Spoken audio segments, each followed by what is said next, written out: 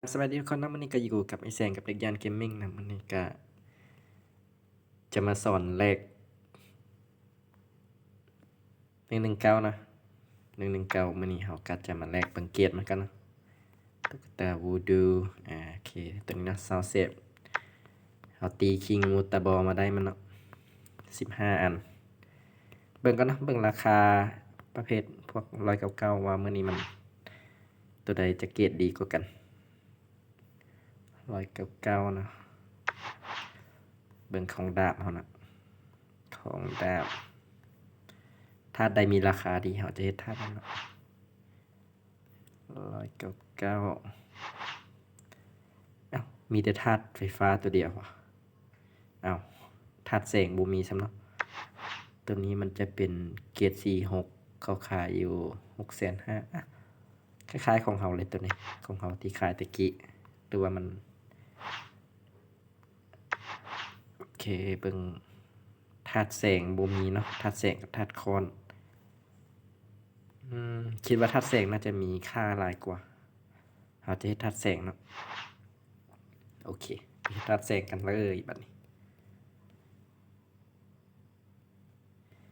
ธาตุแสง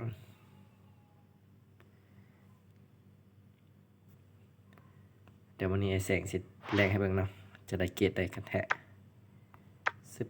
ชวับบาลานซ์เค15 อันครบเนาะเบิ่งเม็ดธาตุเอาก่อนเม็ดธาตุมันต้องการ5 เม็ดเนาะบาลานซ์ storming facing ตัวนี้เนาะ etheric นี่นะโอ้มีอยู่18 เม็ดเหลือเฟือมันต้องได้ใช้เงินอยู่100K นะกับอันนั้นเดี๋ยวเราจะลองแลกลุ้นๆกัน trap บวกหัวกันนะขอให้เป็นเกรดดีๆเด้อวิวปัน yes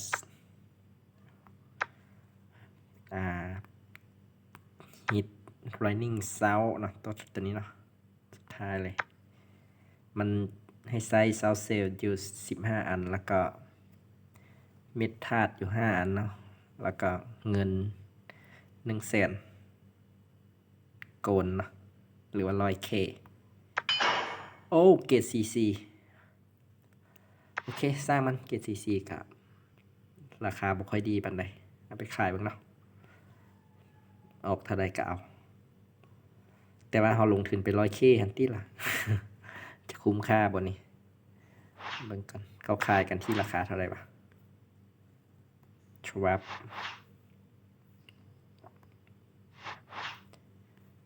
100K เบิ่งตัวนี้ก็ได้นะเกรด44ก็จะเอาขายอยู่375,000โอเคเราก็ขายประมาณ350,000นี่แหละ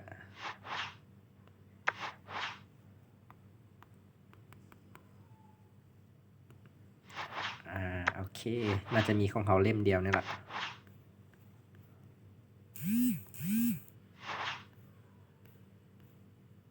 เบิ่งกันจะมีของเขาเล่มเดียวก็เป็นไปได้มีของเขาเล่มเดียวกุดลักเลย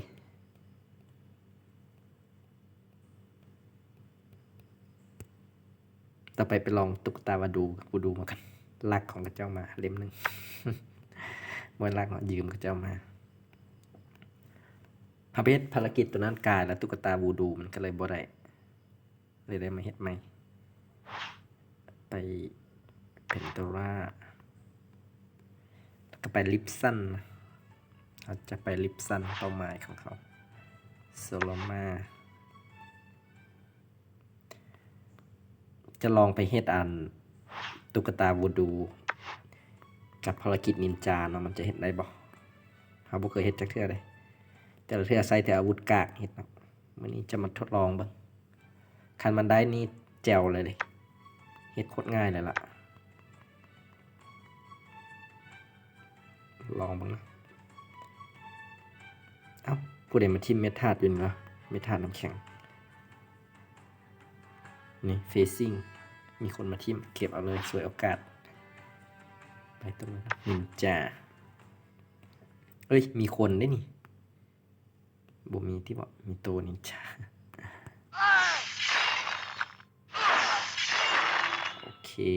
ไปต่อ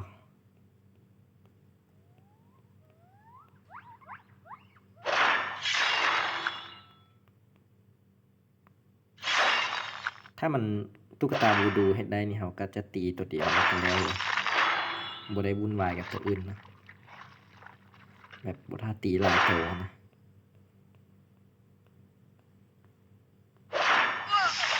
จาหน้าตะกี้มันอยู่เมืองดานูน่านะแต่เขาย้ายมาอยู่เมืองนี้แต่ไปซอกอยู่มาดูหน้าบ่มีละมีแต่สกอนกี้มีแต่ลิงนะ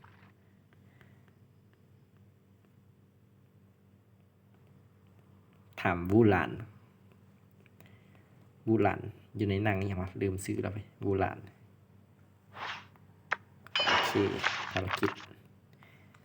สไลด์เพชร10 อัน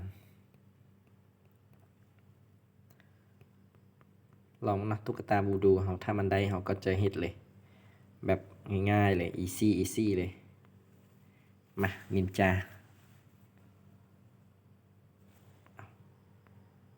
กินบูมาอย่าง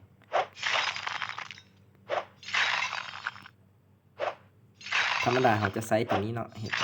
เขาก็กดเพชรรัวๆแบบนี้แบบให้เลือดมันน้อยๆแล้วก็กดไซส์มันก็จะมีสีทองขึ้นมาเลยแล้วมันก็จะมีตัวเลข1ขึ้นมาเนาะวันนี้เขาจะไซส์ตุ๊กตาบูดูตีเลยมันจะได้ปะน่าจะได้เนาะแล้วกระทากดเพชรได้แล้วเขาก็มากดฉันแบบนี้เลยรัวๆเลยนะลองบ้างน่าจะได้เนาะ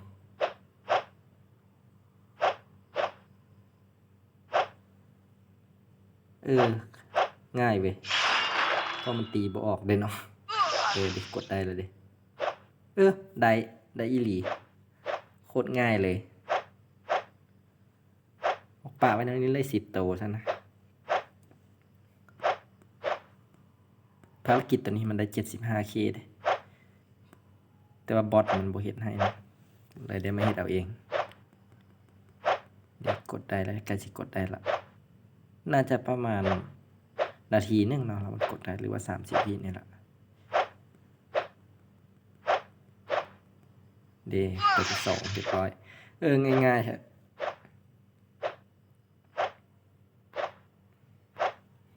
ง่ายๆเลยตัวนี้มื่อนี้มันอยู่เลยตีนใส่คอก็ได้ไม่ให้ภารกิจตัวนี้ก็วิธีเฮ็ดง่ายๆแล้วนี่ได้119อันนึงแล้วก็ได้ใส่คอ109อันนึงมื้อนี้ขาย 3N อยู่ห้านผู้ใดมีก็ไปซื้อเอา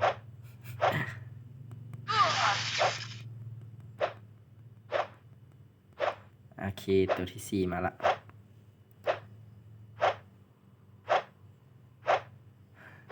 รอตีตัวอื่นมันวืดวัดอยู่ง่ายเว้ยมีตุ๊กตาบูดูนี่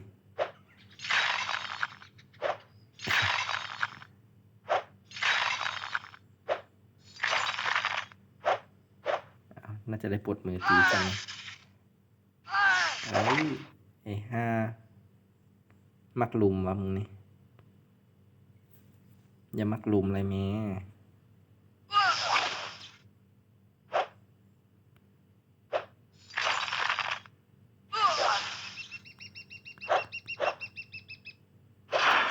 ครับปลดมือตี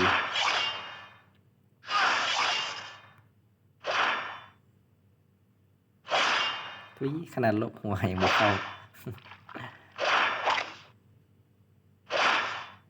มันต้องแบบประมาณ 1% นะแล้วมันจะกดไซด์ได้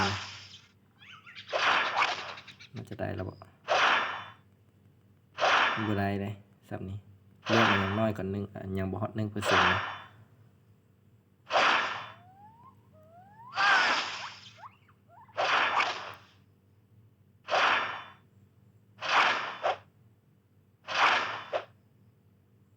โอเคตุ๊กตาบูดูโอเคได้5มาตัวที่5แล้ว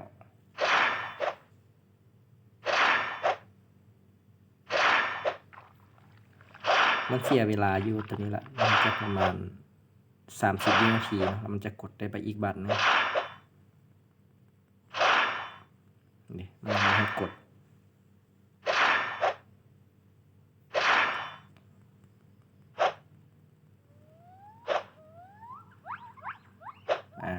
ตัวที่6มาละกินนี้ไปเฮ็ดเสียเวลาเล่นล้าน30 วินาทีมันจะให้กดบัดหนึ่ง2 3ประมาณ40ได้หรือยัง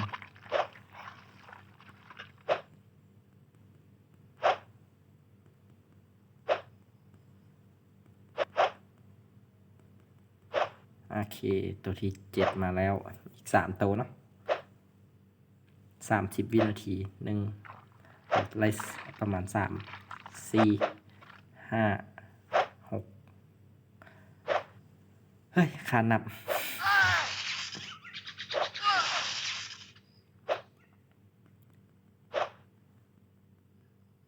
น่าจะได้แล้วนะ30 วิยังไม่ได้อีกโอเคอย่าง2ตัวนาทีนึงอ่ะ2ตัวภารกิจนินจาโอ้เป็นตาไปหามาไว้นะตุ๊กตาวูดูถ้าผู้ใดมีเอามาขายให้ก็ได้นะอันนี้ดีเป็นคนจะเอามาจะซื้อ100Kไป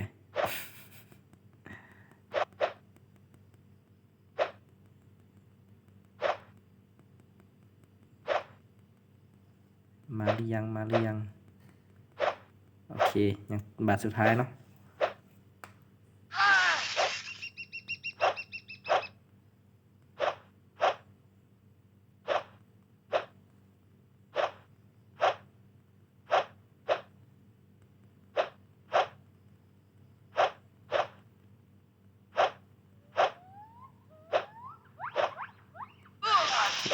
กดได้